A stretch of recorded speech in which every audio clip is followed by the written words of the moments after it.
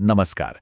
देखिए, ज्योतिष की जब बात आती है ना, तो शनि की साढ़े साती और ढैया, इनके बारे में तो हम सबने सुना है, हम सब जानते हैं। लेकिन एक और बहुत जरूरी गोचर है जिसके बारे में उतनी बात नहीं होती, और वो है शनि पनौती।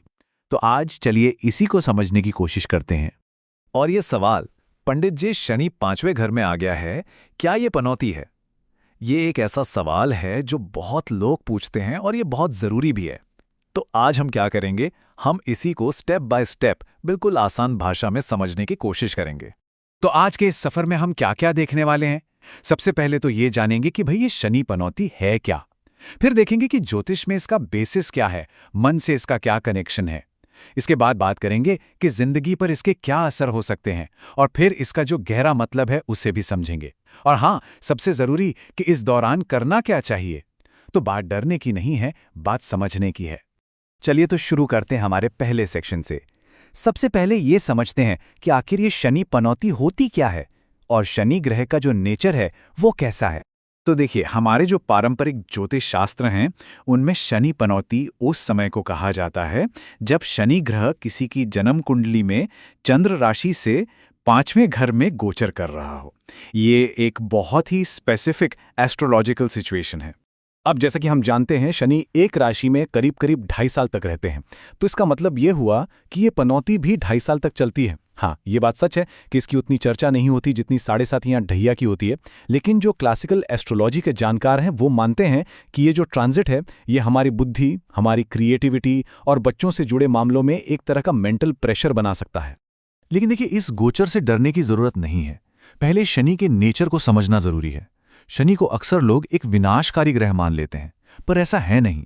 असल में शनि अनुशासन का, करेक्शन का ग्रह है। शनि जब भी किसी जरूरी घर में आते हैं तो उनका काम उस एरिया में सुधार लाना होता है, मैच्योरिटी लाना होता है। अच्छा, अब इस ट्रांजिट को अगर ठीक से समझना है तो दो चीजों को समझना बहुत जरूरी है। एक तो चंद्रमा और दूसरा पांचवा घर। तो चलिए हमारे अगले सेक्शन में इसी पर बात करते हैं। आपने देखा होगा, जैसे साढ़े साती और ढैया को चंद्र राशि से गिनते हैं, वैसे ही इसे भी चंद्र राशि से ही देखा जाता है। अब सवाल उठता है, ऐसा क्यों? क्योंकि ज्योतिष में चंद्रमा हमारे मन का कारक है।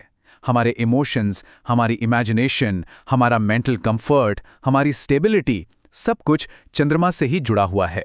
और जब हम चंद्रमा से पांचवें घर की बात करते हैं तो वो हमारे मन की क्रिएटिव, इंटेलेक्चुअल और इमोशनल साइड है। मतलब हमारी बुद्धि, हमारे सीखने की काबिलियत, रोमांस, बच्चे और यहाँ तक कि रिस्क लेने की हमारी आदत, ये सब पांचवें घर से देखा जाता है। तो अब सोचिए, जब शनि जैसा ग्रह इस घर में आता है तो वो क्या करता है? वो मन की इन्हीं सब उछल कूद वाली आदतों को डिसिप्लिन करना शुरू कर देता है।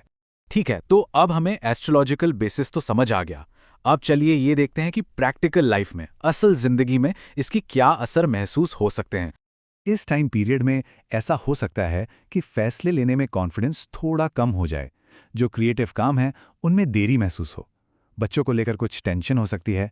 लव लाइफ में कुछ चैलेंज आ सकते हैं। और हाँ, कोई भी रिस्क लेने से पहले मन में एक झिझक सी आ सकती है। हाँ, कई लोग कहते हैं कि पहले तो मैं बहुत उत्साहित और क्रिएटिव महसूस करता था, पर अब सब कुछ भारी भारी सा लगता है। और ये होता है, ऐसा इसलिए होता है क्योंकि शनि पांचवें घर की जो वो इम्पल्सिव, चंचल एनर्जी है ना, उसे स्लो डाउन कर देता है। लेकिन इसका मकसद सिर्फ धीमा करना नहीं है, बल्कि मैच्योरिटी लाना है। शनि सिखाता है कि सिर्फ जोश या किस्मत के भरोसे मत रहो, डिसिप्लिन और नॉलेज को डेवलप करो। जैसे क्रिएटिविटी पर इसका क्या असर होता है? पांचवां घर आर्ट, राइटिंग, टीचिंग, इन सब का घर है। तो जब शनि यहां से गुजरते हैं तो शुरू में ऐसा लग सकता है कि जैसे क्रिएटिविटी ब्लॉक हो गई है या बहुत धीमी हो गई है। लेकिन यहां एक बहुत इंटरेस्टिंग ट्विस्ट आता है।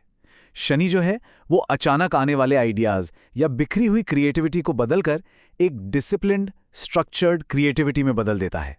मान लीजिए कोई राइटर है जो पहले बस यूं ही लिखता था, अब वो एक सिस्टम से सीरियस होकर लिखने लगेगा। तो शनि एक तरह से रॉ टैलेंट को एक अनुशासित स्किल में बदल देता है। अब आते हैं बच्चों पर। पांचवां घर बच्चों को भी रिप्रेजेंट करता है। तो इस गोचर में पेरेंट्स को अपने बच्चों की पढ़ाई या उनकी ग्रोथ को लेकर थोड़ी चिंता हो सकती है। शनि यहाँ पर पेरेंट्स को और ज्यादा जिम्मेदार और पेशेंट बनने के लिए प्रेरित करता है। मतलब ये गोचर हमें ये सिखाता है कि बच्चों को गाइड करने के लिए सिर्फ प्यार नहीं बल्कि धैर्य और एक सही स्ट्रक्चर भी चाहिए। और हाँ, सट्टेबाजी जैसे शेयर मार्केट या कोई भी रिस्की फाइनेंशियल डिसीजन, ये भी 5वें घर से जुड़ा है। शनि जब इस घर में होते हैं तो वो अचानक से लिए गए रिस्क को सपोर्ट नहीं करते। जो लोग इस दौरान बिना सोचे समझे सट्टा लगाते हैं उन्हें नुकसान हो सकता है। लेकिन अगर कोई एक डिसिप्लिन फाइनेंशियल स्ट्रैटेजी फॉलो करता है तो यही शनि लॉन्ग टर्म में स्टेबिलिटी बनाने में बहुत मदद कर सकता है। तो ये तो हो गए बाहरी प्रभाव। अब चलिए थोड़ा और गहरा उतरते हैं और समझते हैं कि इस गोचर का साइकोलॉजिकल और स्पिरिचुअल लेसन क्या है। साइकोलॉजिकली देखें तो ये जो समय है ये बुद्धि के मैच्योर होने का समय है। देखिए, जब हम यंग होते हैं तो हमारा मन जोश, इमोशनल इंपल्स और फटाफट डिसीजन पे चलता है। शनि क्या करता है, वो इसी जल्दबाजी वाले नेचर को स्लो डाउन करके हमें गहरी सोच, केयरफुल प्लानिंग और जिम्मेदारी से मिलवाता है। आसान शब्दों में कहें तो शनि मन को चंचलता से निकालकर ज्ञान की तरफ ले जाता है।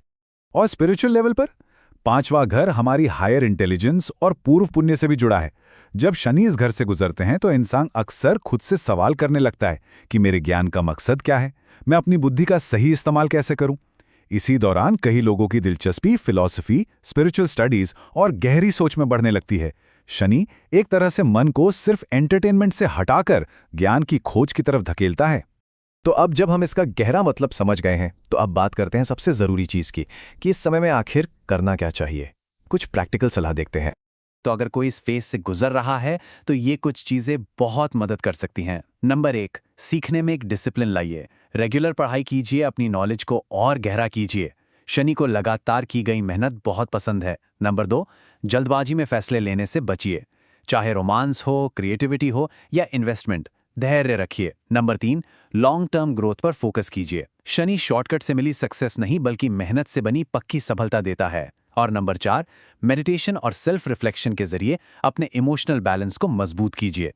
हाँ, कुछ पारंपरिक उपाय भी हैं जो बताए जाते हैं, जैसे शनिवार को दान करना, गरीबों और बुजुर्गों की मदद करना, तिल के तेल का दिया जलाना या शनि मंत्र का जाप करना।